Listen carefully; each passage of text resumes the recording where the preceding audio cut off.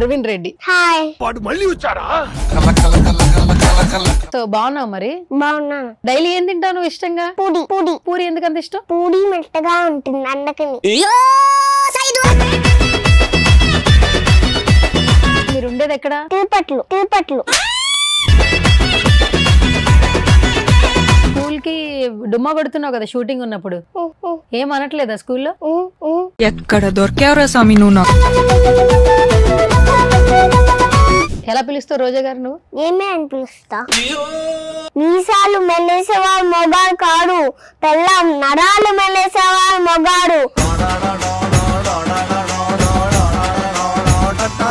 దాంట్లో నాకు కాళ్ళు చేతులు ఇరిగిపోయి ఉంటాయి.